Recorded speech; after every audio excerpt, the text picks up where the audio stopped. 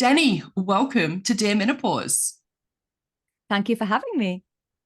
It's my absolute pleasure.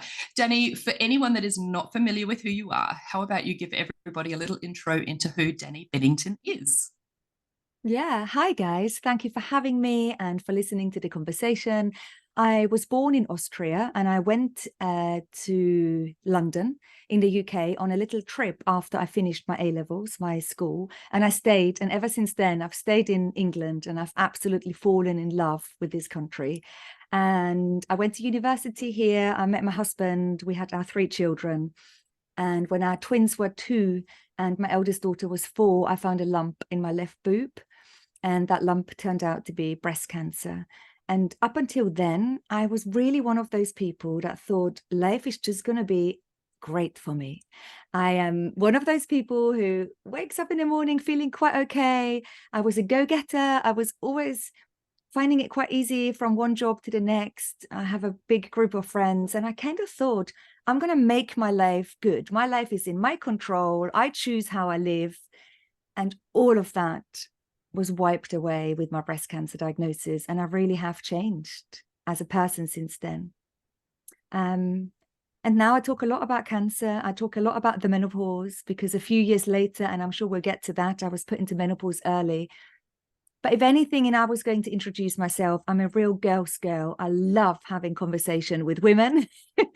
Women are absolutely fabulous. I love listening to their stories, and I can't ever chat for long enough. Like, I always want to know what's going on in other people's lives.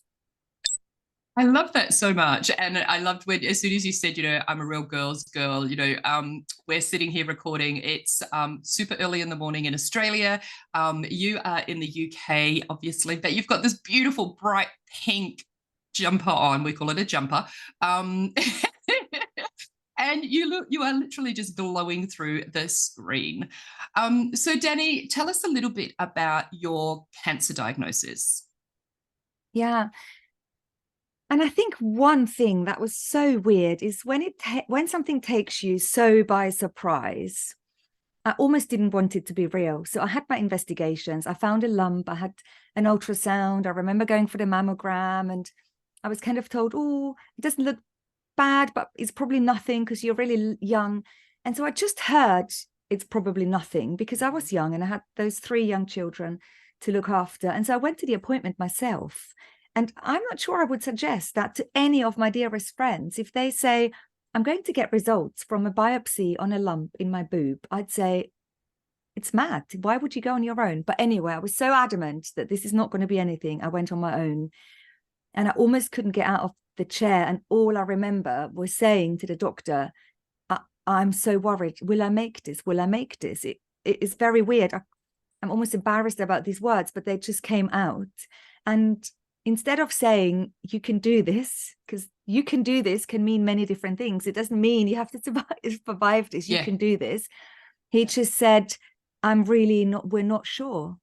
And I think that first Wow. sort of, we're not sure. Of course, I know no one can give you certainty over what is going to happen. You could be the healthiest person. No one can give you certainty. But I just needed to have a bit more reassurance. And I think that really floored me from the very beginning. And for a long, long time, I was a very nervous, very anxious, very frightful cancer patient that was just told to do. And I just did what they told me to do. My brain switched on much later, I Mm. feel, in taking part in my recovery. Yeah, I can imagine that's as particularly sitting there by yourself as well, hearing that would have really had a significant impact on your whole philosophy going into your diagnosis, your treatment after that as well. So your treatment, did you talk us through, did you have surgery, did you chemo, radio? What was your kind of treatment plan after that? Yeah, I had surgery to remove the lump. All of my lymph nodes came out. That was quite a big recovery then. And then I had chemotherapy and radiotherapy to end it. And it was kind of like all wrapped up in that year. It was that Mhm. particular one year, and we got to the late autumn, and I was kind of wrapped up with everything. And after that, my life crumbled. My doctors were sort of saying to me, we'll see you again, I don't know, in 6 weeks or in 8 weeks for your next checkup. And I just didn't know what to do with myself. I had panic attacks, and I just didn't think that my doctors had done enough. And not that I didn't trust them, but I didn't trust that what they were giving me and what the service they provided me was enough to get me through this. And so I became crazy. 3 o'clock in the morning, Dr. Google, sleepless nights. I was up. I was looking at clinics in Mexico. I was looking at cottage cheese diets. I was looking at all sorts of mad things that you could possibly do. IV infusions, mistletoe therapy. I was going everywhere thinking, now I need to get my shit together, excuse my language, and now I need to become active. Yep.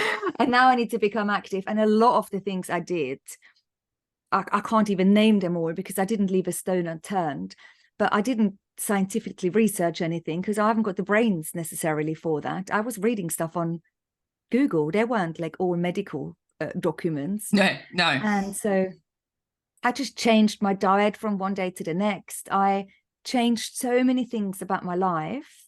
And the irony is that, of course, cancer changes you as a person, right? Once you've had a cancer diagnosis, your life gets altered. But I would say the same is true when women go through perimenopause naturally.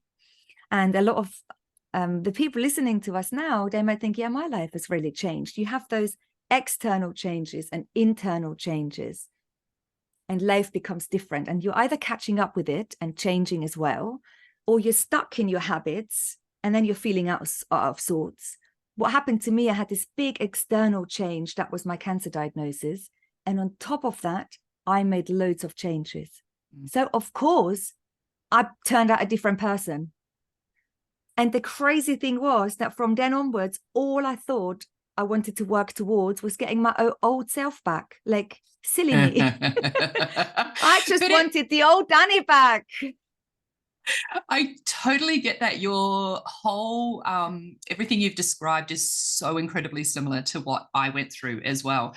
And you know, it's one of the things I often talk about is it wasn't for quite some time after I'd finished my treatment and I'd really had to, like you, pick my way through what was going to be right for me moving forward in terms of like lifestyle and, you know, healing physically, spiritually, emotionally, all of that. But it took me quite some time to realize that I needed to grieve the loss of the woman that I had been pre-cancer, to actually fully embrace the woman that I am today post-cancer. So I kind of break my life up into, I feel like it's 2 really distinct chapters. There's life pre-cancer and there's life post-cancer. And like you, I am absolutely a completely different woman as a result of, you know, everything that I went through. And that's, you know, for so many reasons. But I love that you've drawn that parallel between women through their menopausal transition as well, because there are so many women that come out the other end of their menopausal transition when they're postmenopausal that go, I am a different woman today. I am not the woman that I was 5, 6, 7, 8 years ago. And I don't think we talk enough about that transition. And I also think we often think we don't have agency over that transition and who we become, right? And so if we just look at a normal perimenopause or menopausal transition, often symptoms creep in slowly. And you might get to the end of the year and think, actually, all of the autumn, I didn't sleep that great. It wasn't awful, but my sleep habits have maybe declined, or I'm just not feeling as rested. Maybe a mood has changed. These are really fine nuances in our personality almost. And it takes a while to pick those up. So one of the things for me after my menopause, and I know we'll get to that, was definitely that lack of confidence. Not a feeling of being upset or sad or anything, but kind of like feeling disconnected, loss of joy, and the feeling of not much.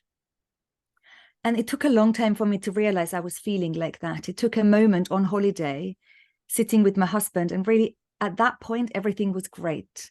None of my parents, there were no issues. My children were well.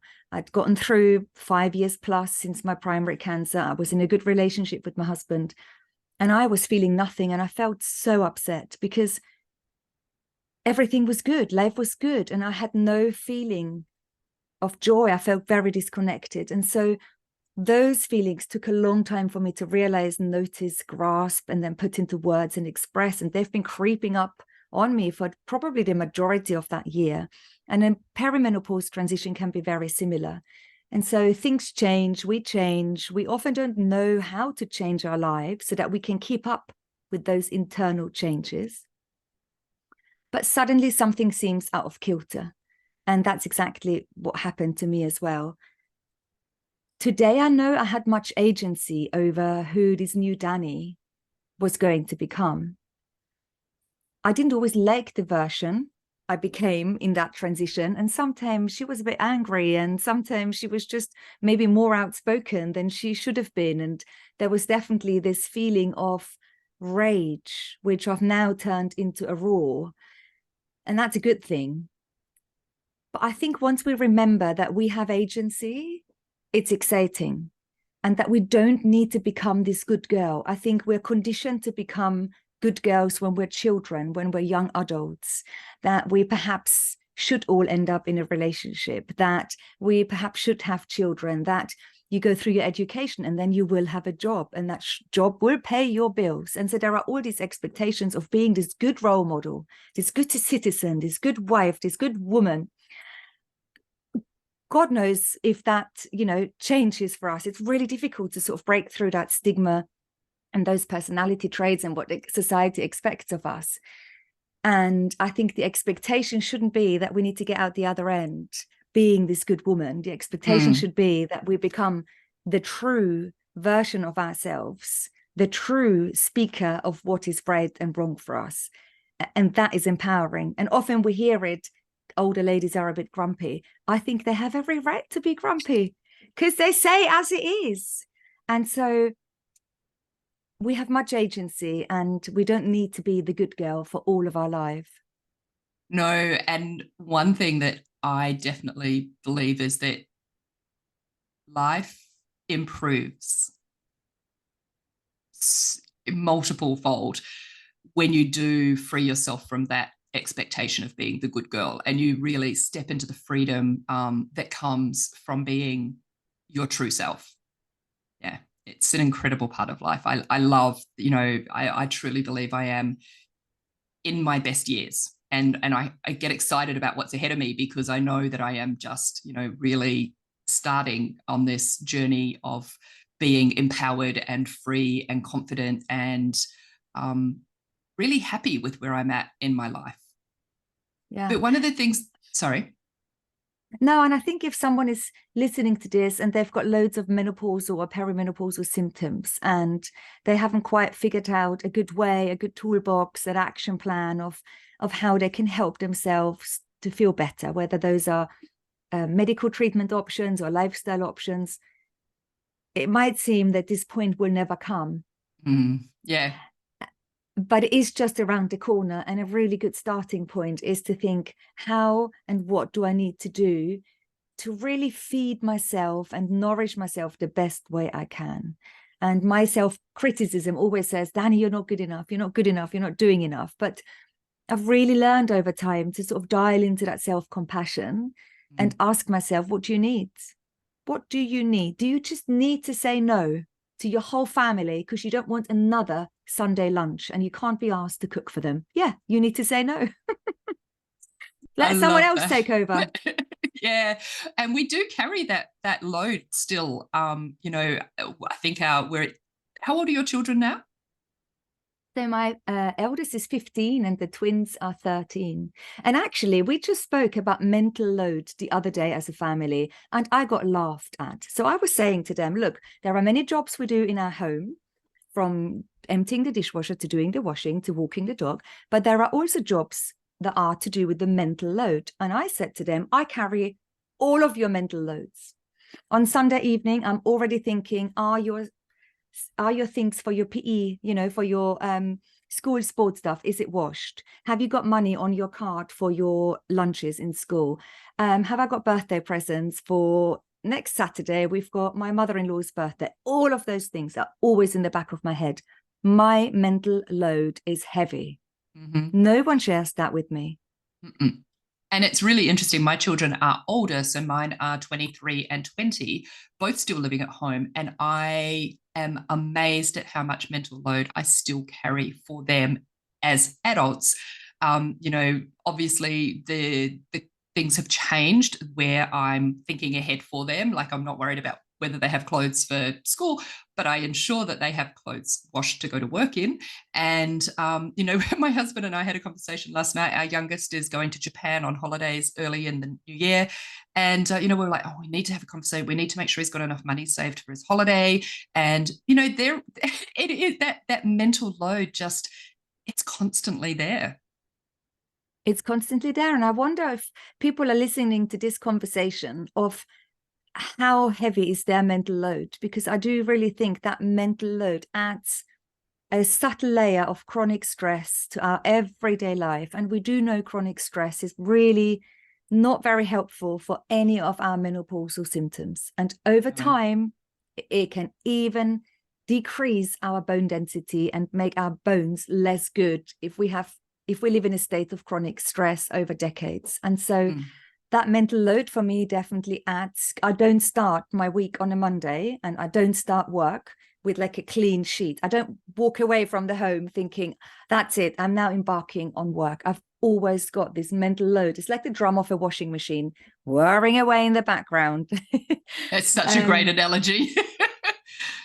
I think it's recognizing that, like, because there are many people listening to this conversation who might not have jobs that pay them money. That's okay. We do so many things. We have so many other responsibilities, and it can be stressful, regardless of how we spend our days. Yeah, and it's such a shame that it is the society that we live in, the culture that we live in. But we do have this opportunity, going back to what you said earlier, to take some agency over that, to have the conversations with our family, with our friends, with our loved ones, to kind of say, hey, we need to share this load a little bit more evenly. I'd like to dive back into your menopause experience, because your treatment at some point in time. Now, you were BRCA1, is that right? Yeah, so whilst I was going through chemotherapy, the doctor suggested genetic testing, and the test came back and the doctor said, you've got an increased risk of ovarian cancer and more breast cancers. And so letting go of my boobs was kind of okay for me. It wasn't a big deal. I was never like the really booby sort of person. And so I thought, that's okay. They'll be fine in a sports bra. I was doing a lot of yoga by then and I thought, it's fine. I can do this. Did you stay flat or did you have a reconstruction? I had a reconstruction. So I woke up from surgery with implants and I had a very good surgeon and I had quite a smooth recovery. I didn't ever make a big deal out of surgeries. They sort of impact perhaps me less. And so I thought I'm going to embark on my oophorectomy, so the removal of my ovaries, in the same way as I did my double mastectomy. And so I chose my surgeon. By then I knew how to work the national health system in England. I knew I could get a second opinion. I chose a hospital. There was a really amazing surgeon who knows lots about women in my situation with that genetic mutation.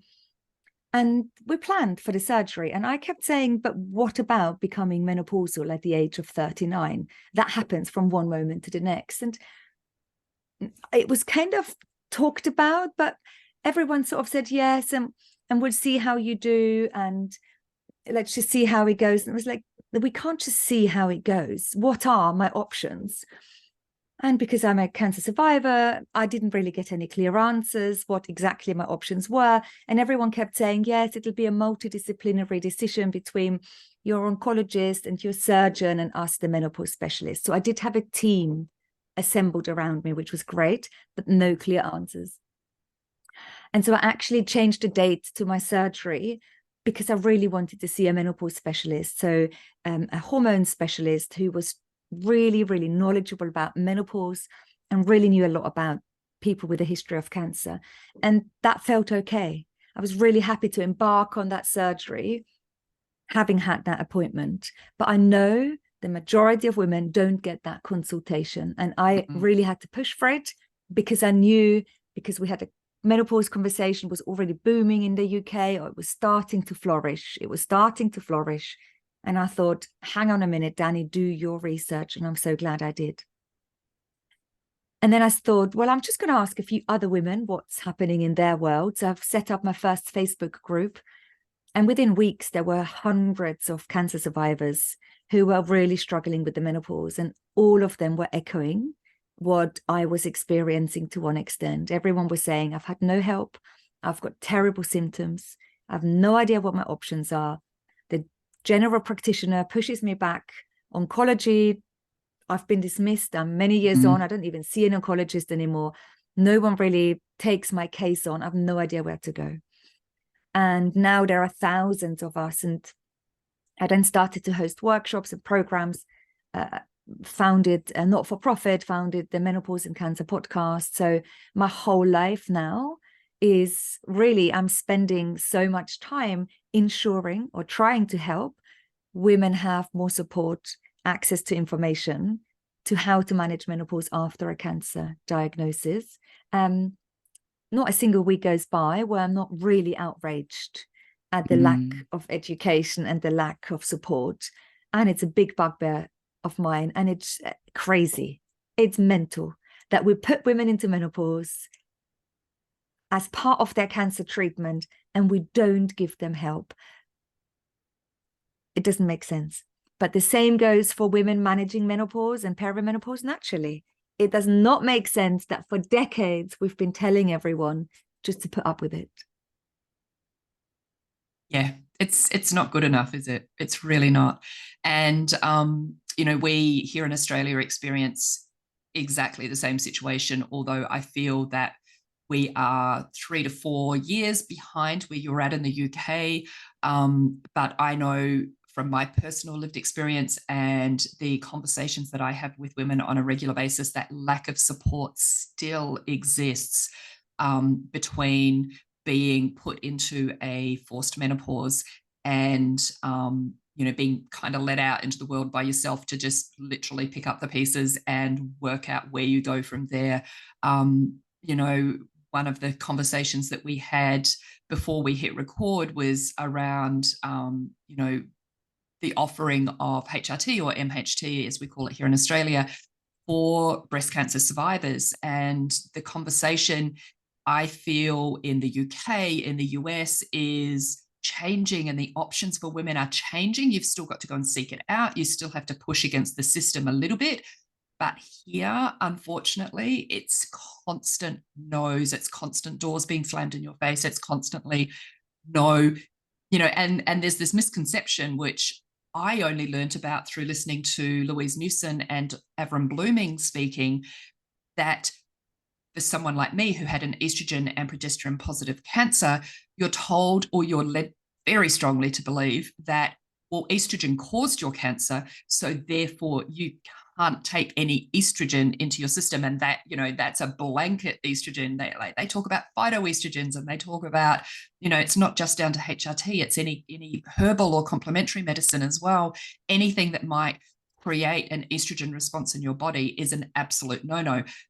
But there's so much research out there now that disproves that, and it's so disheartening to hear, women that are really, really struggling with their menopausal symptoms or their postmenopausal symptoms that are just left on their own with no support whatsoever. Yeah, and I wonder if we can extend that feeling to everyone listening to our conversation, is how many people are feeling supported. Like, if you are listening to our conversation right now, I don't know what your audience does actually when they listen to your podcast. Are they out on a dog walk? Do they do the washing up? And that's what I hear. Folding the washing, out for a run, walking, driving. That's it. And I wonder if everyone can think, do I feel supported in my own perimenopause, menopause transition, whether that is caused or after a cancer diagnosis, whether that is bang on average and you're in your early 50s. Do we feel supported as human beings going through this transition? Is there anyone that's got our back, that is saying in a non-judgmental way, look, these are all your options, regardless of your risks and benefits? It doesn't matter, because everything we do or don't do in life has risks and benefits. It's not just what we do that gives us a risk. It's also not doing things that can give us a risk, right? So absolutely. It's really important to sort of look at it from a really sort of holistic angle. And I wonder whether we need more clinicians to really say, look, these are all of our true options. It doesn't matter what you do. You've got to start somewhere. And I think women often think they need to start just with themselves, as if they need to fix everything for themselves. Women often say to me, Dani, I've tried everything. I'm exercising like crazy. I've got all of these lovely meals prepped. Like, they're making it really, really hard work for them. It's as if they're then a failure if all their good efforts haven't sort of paid off. But all of your best efforts might not be enough for you to get rid of all of your symptoms. And that doesn't mean we haven't tried hard enough. That doesn't mean we failed, we're not good enough, we're not strong enough. That just means this is how our body works. There will be women who have a really smooth perimenopause and menopause transition, and there will be people who are really, really suffering. And of course, there are many things we can do to help ourselves, but it's not all down to us. And I think women really take on that responsibility backpack far too easily and readily. And we're perhaps not always good enough to go, hang on a minute, and who is there to really help me and talk me through my options? Because it's not really our doctor's choice what we do. They just need to guide us, and they need to tell us what our true options are. The choice is ours. I love that. So true. The choice is ours. But we need to often, as you've already mentioned, be empowered and be given a little bit of guidance around taking hold of that agency, because I think that's where as women, we just have lost through the years, through culture, through the patriarchy, that ability to really step into that agency. Yeah. So what's your biggest piece of advice? Sorry, you go. No. My biggest piece of advice is to don't stop knocking on people's doors until you have all the answers that you need. For me personally, no one doctor was ever going to give me all the answers I personally needed. And so if you put me in front of the best menopause specialist in Australia, the best one from America, the best one from the UK, I probably wouldn't have still not had all of the answers, because as a human being that is emotional, we're all three-dimensional, emotional, human, complex human beings. And everything that has happened to you and me and everyone listening to our conversation up until now is going to impact our decision-making and how we decide and what we want to do with our lives. Your history, your past, who influences you.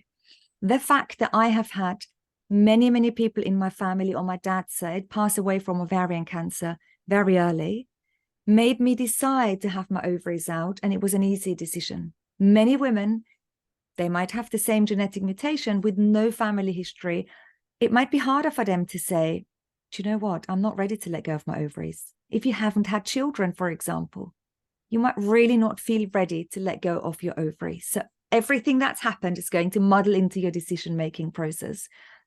And on top of that, it's really important to think that healing, recovery, hormones, perimenopause, cancer really needs a multifaceted approach to getting through to the next stage, whatever the next stage might be.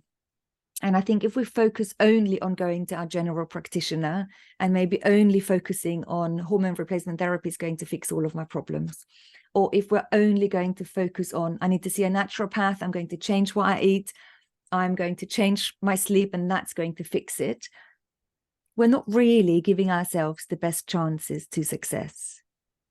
If we explored all of the options a little bit and then went with our gut feeling and think, what do I want to do first? And allowing ourselves to change our minds, we're going to have a growth mindset that is then going to give us more options in the future. If you're listening to this now at home and you've made your mind up and you think, I know it, I will never go on hormone replacement therapy or MHT like you say it, that's okay. You've made your mind up, but you're not going to serve yourself next year or the year after or in 4 years' time, because who you are today is not who you're going to be in the future. And you can only serve your true self in the moment, in the time where you are at right now.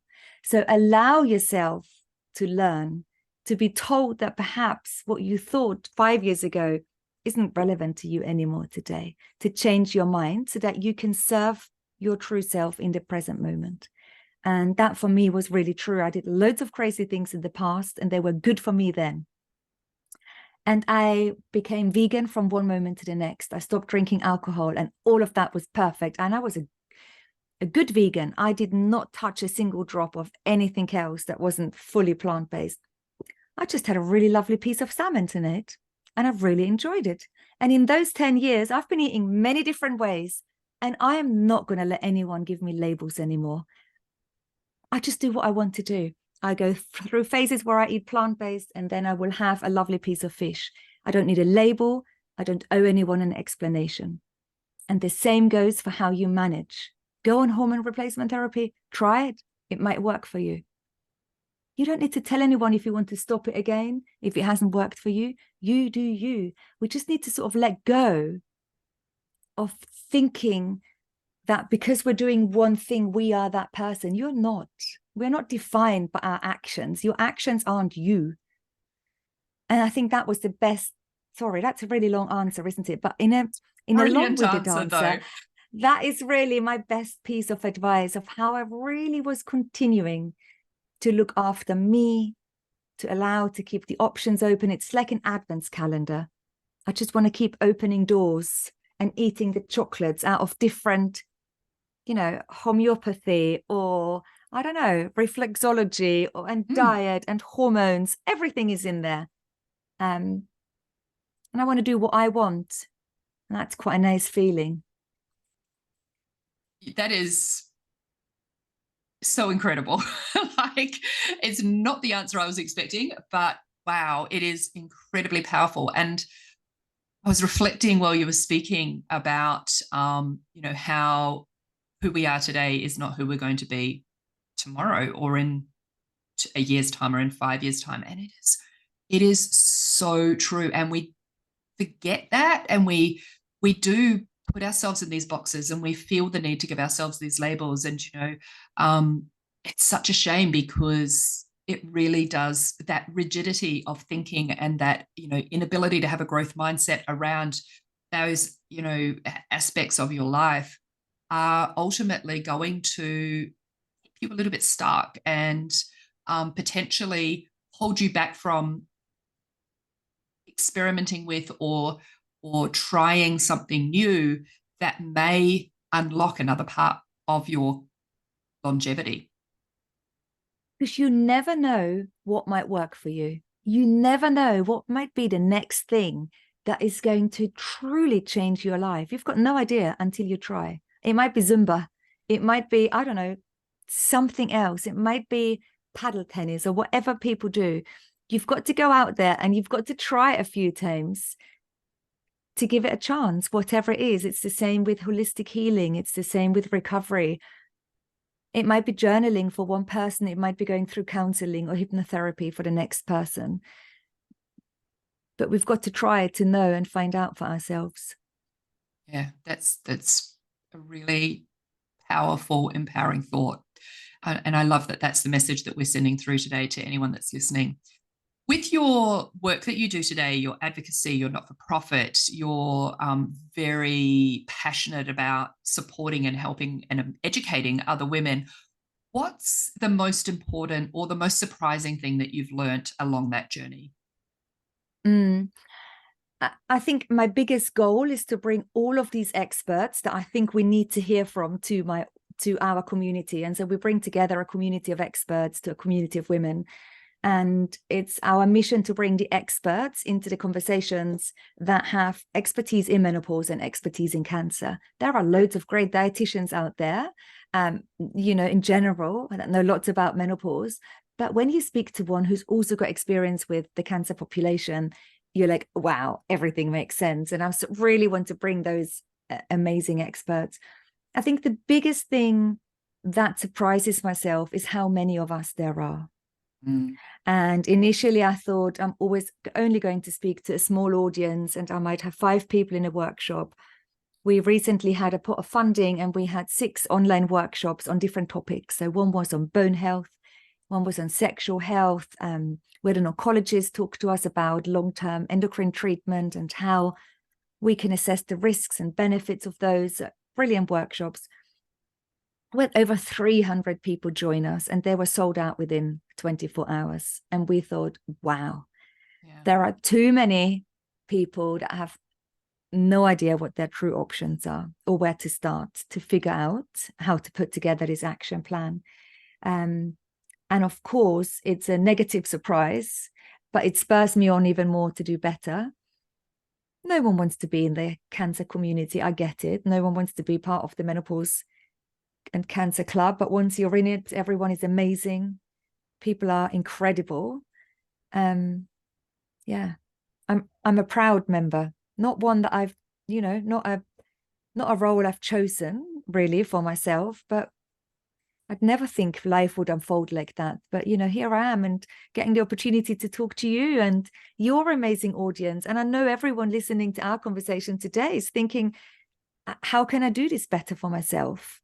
Otherwise, they wouldn't be listening. And that alone is well done. Like, you're here, you're learning, you're trying to maybe change or better an experience or turn something around for yourself. And that's all we can ask for. Well said. Well said. I absolutely love that. And I hope that I feel that often in the conversation publicly from our health professionals, from the media, that women that have experienced menopause as a result of cancer feel left out of the conversation. Very often the conversation is worded in a way where it's really only captures those that have been through natural menopause. And I hope that by listening today that anybody that falls into our cancer and menopause, team does feel less alone, more supported, and a little bit empowered to perhaps look into finding more support, connecting with your organization, even though, we're here in Australia, and you're in the UK, we're not that dissimilar, and you and I have already talked about potentially working in a way where we can bring some of your UK resources to an Australian audience, because there really is a lack of support for women here. So I hope that every listener today takes away a feeling of hope and support and feels less alone in this kind of club that we found ourselves in. And any life transition can be isolating for whoever, whatever, whether it's a divorce. People often say, oh, I just felt it was me, whether it's financial difficulties, whether it's a perimenopause, or whether it's a life-threatening illness or a different illness. It can often feel that it's just us and lonely. And it's so nice to learn from one another. It's so nice to be speaking truthfully about what we experience. And I do think that's a superpower women have. And we do have that over men, I feel. The way we talk, the way we can chat, like tomorrow, we're walking a marathon. Mm-hmm. So all of the women in our community, many of us have decided to do a fundraising walk for our not-for-profit. And we have loads of women out on the streets in England, and we've decided to walk a marathon. It's really cold here in the UK. And I know we're going to be talking and chatting for the good 10 hours that we'll be out on the roads. And I will love every single minute of it. It'll be hard work, but I can't wait to talk to everyone and to really share our experiences. And for everyone listening, they can't really I would love to talk to everyone that is listening to our conversation, really, is maybe using this opportunity and talking to anyone else about their experiences and just being honest, because when we start to be honest and share what's going on for us, beautiful things happen and other people can be honest back with us. And that might just be exactly what they need. We obviously run the Menopause and Cancer podcast. And so if anyone wants really, really specific conversations with doctors, medical experts, they can tune into those. But I think before anyone does that, it's the best to just talk to someone who's in real life with you and have Yeah. those conversations and open up.